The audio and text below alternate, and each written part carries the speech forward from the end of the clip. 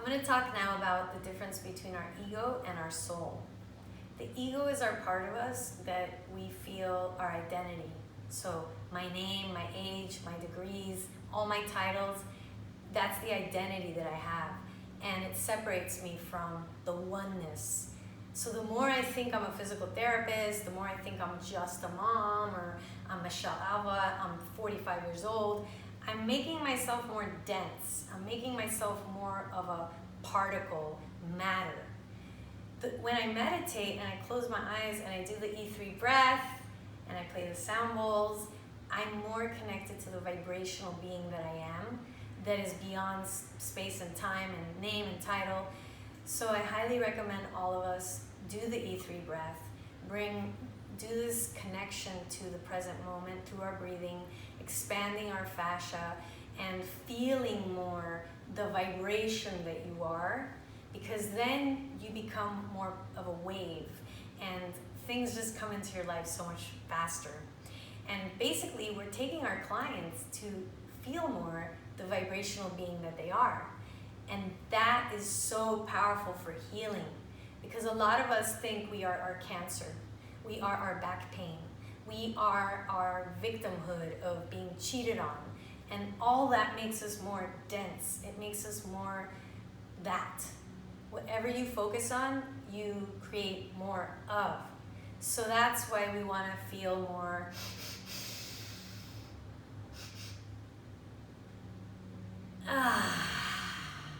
and do more of that expansion. E3 breath, sacred surrender, those take us to feel more the lightness, the oneness, the vibration, the space that we are in the present moment. And the more we connect to that feeling of that, which we uncover through sacred surrender and E3 breath, the more miracles happen, the more magical we feel.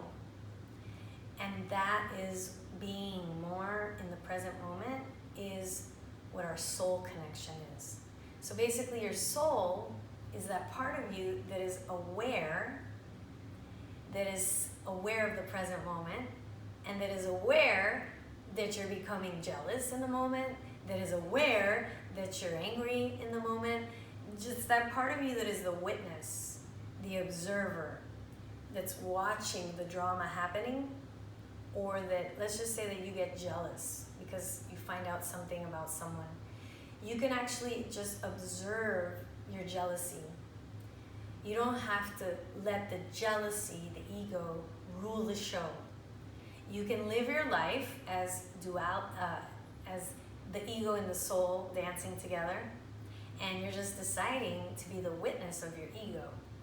You don't have to be in the shit of the ego. You can just be in the fertilizer of the soul and being grateful that your ego is acting up again.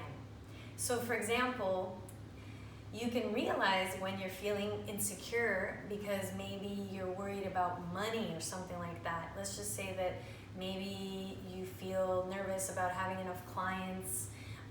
So that's the ego feeling lack. And the soul would say, abundance is our nature. God, angels are always supporting us. You have nothing to worry about, Michelle. The ego then would say, oh, shut up, soul. You know, in the past, I've struggled finding enough clients. In the past, you know, my parents, they didn't have enough money. So the story, the past, that we make up those stories, that's all ego. And you could just witness yourself, you can watch yourself playing out that story. My awesome friend Mari, she's always telling me, Michelle, that's just a story. So you could totally call out your clients when they're saying their stories, and that just makes you aware that the ego is running the show in that second. So to go back into the surrendering, the soul, you can literally lean back in your chair once you've caught yourself that you're in fear mode again because you're acting out of your patterns, which that's another thing that the ego does, is we act out from the programming of our past. When we're conscious and present and aware, that's when we can break the patterns of the ego.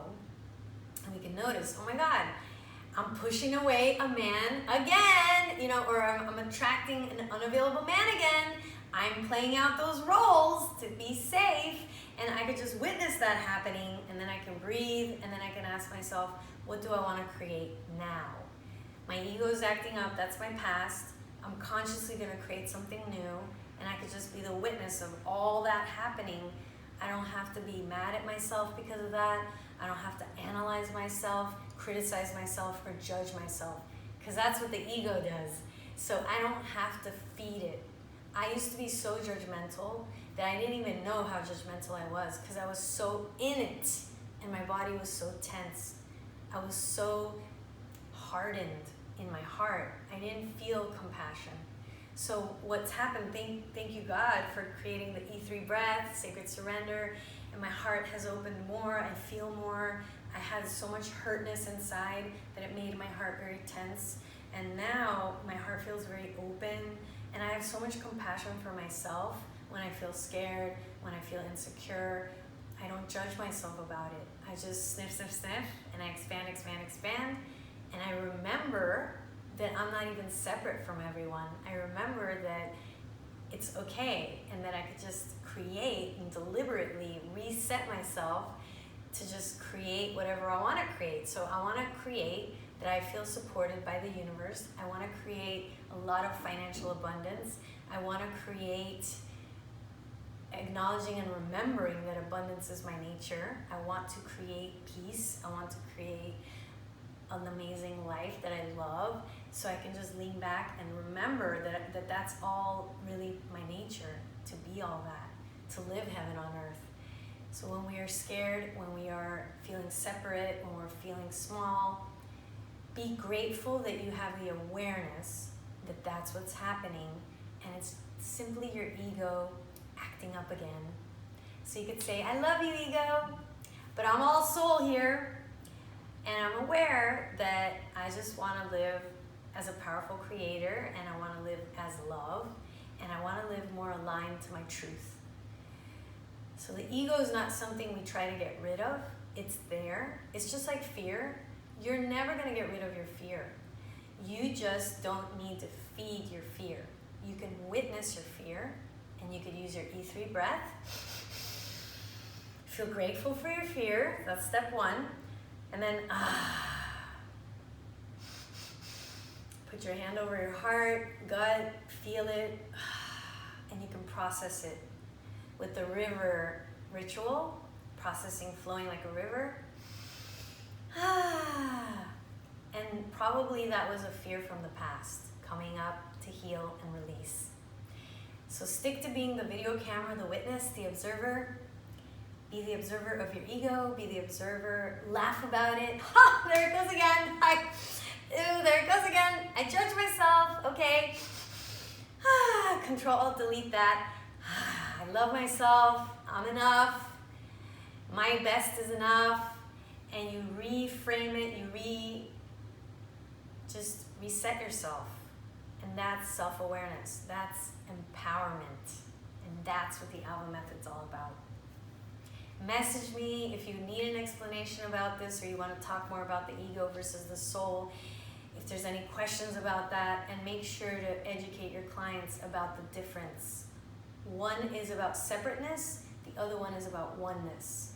We all affect each other. How I think and feel affects the collective. So the soul, if we all lived guided by our heart and soul connection, we would be thinking of others. We would be thinking of the collective more often.